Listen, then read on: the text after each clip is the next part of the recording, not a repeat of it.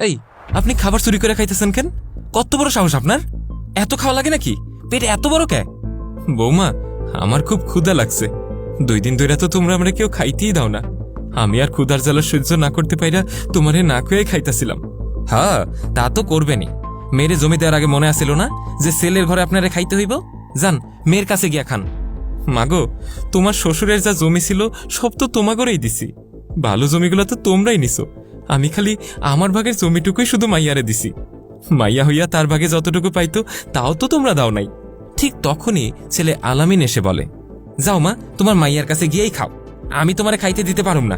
আমি আমার বাবার জমি পাইছি, মায়ের জমি তো পাই নাই যে মারে খাইতে দিতে হইব। মায়ের জমি মাইয়ারে দিচ্ছ, যাও এখন মাইয়ার কাছে যাই খাও। মাহফুজা বেগম তখন ঘর থেকে বের হতেই পাশের বাসার মিনারার সাথে দেখা। তিনি বললেন, খালাম্মা, কি হইছে? আপনার মুখটা এত শুকনা মনে হইতাছে কেন? মাগো, সব জায়গা জমি ছেলেরেই দিছি। আমার ভাগেরটুকু শুধু মেয়েরে দিছি, এই কারণে আমার ছেলে আমারে খাওয়াইব না। মেয়ের বাড়িতে গিয়া কি থাকা যায়, তুমি কও তো মা। মিনারা তখন বলে উঠলেন, খালাম্মা, আপনার ছেলের ব্যাপারে তো আমার কথা বলার অধিকার নাই। তবে আমি আপনার একটা পরামর্শ দিতাছি, প্রয়োগ করে দেখতে পারেন।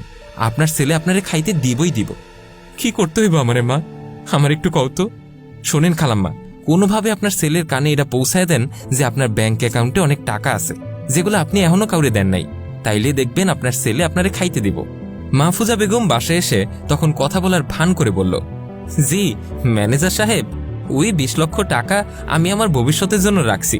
ঠিক আছে, যা কইলাম সেভাবেই ব্যবস্থা করেন, রাহি তাইলে। কথাটা শুনেই ছেলের বউ অবাক হয়ে গেল। তখনই সে আলামিনের কাছে দৌড়ে গিয়ে বলল, আরে তুমি তো খোঁজই রাখো না। ব্যাংকে মায়ের 20 লক্ষ টাকা আছে। এখন থেকে মাকে ভালোভাবে খেতে দিতে হবে, যাতে মা টাকাগুলো আমাদেরকে দেয়। আর খাউন লয়া ঝামেলা করো না তো, নাহলে কিন্তু টাকাগুলো মাইয়ারে দিয়ে দিব। শোনো, মায়ের খুব সেবা যত্ন করবা, ঠিক আছে? সেদিন থেকেই মাহফুজা বেগমকে আর খাওয়ার জন্য কষ্ট করতে হয়নি। মিলিও শাশুড়ের খুব যত্ন করে। এর কয়েক বছর পর মাহফুজা বেগম মারা যায়। দাফন শেষ হতে না হতেই মিলি আলামিনকে বলল, এই মায়ের রুম থেকে ব্যাংকের সব কাগজপত্র নিয়ে নিজের কাছে রাখো। আলামিন তখন মায়ের রুমে গিয়ে সব কিছু খোঁজে, কিন্তু কিছুই না পেয়ে ফিরে এসে বলল, আরে সেখানে তো ব্যাংকের কোনো কাগজপত্রই নাই। তখন সেখানে উপস্থিত মিনারা বলে উঠলেন, আলামিন, তোমার মায়ের ব্যাংকে কোনো টাকা নেই। মিলি চমকে উঠল, কি?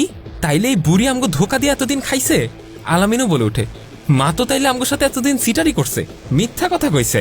মিনারা তখন মিলিকে বলে, তুমি তো একটা মেয়ে, তোমার মা কি তোমাকে কিছু দেয়নি?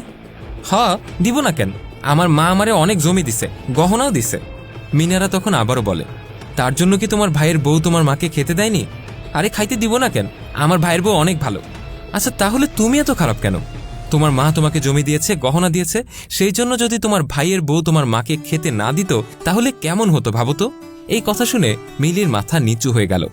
তারপর মিনারা আলামিনকে বললেন, আমি খালাম্মারে এই মিথ্যা অভিনয় করার পরামর্শ দিছিলাম, যাতে তোমরা টাকার লোভে তারে খাইতে দাও। 2 মুঠা খাবারের জন্য এই মানুষটার এতদিন মিথ্যা কথা কওয়া লাগছে। তার অপরাধ কি ছিল যে সে সব সম্পত্তি তোমাকে আগেই দিয়া দিছিল?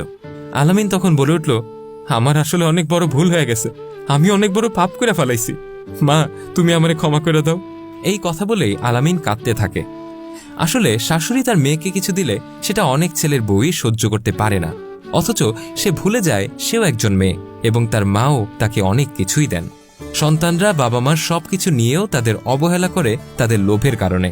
অনেক বাবা মা মৃত্যুর আগেই সম্পত্তি সন্তানদের মধ্যে ভাগ করে দেন, ফলে তারাই হয়ে যান অবহেলিত। ভিডিওটি ভালো লেগে থাকলে লাইক, কমেন্ট এবং শেয়ার করতে ভুলবেন না। কমেন্ট বক্সে জানান আপনার মূল্যবান মতামত। ফলো বাটনটি ক্লিক করুন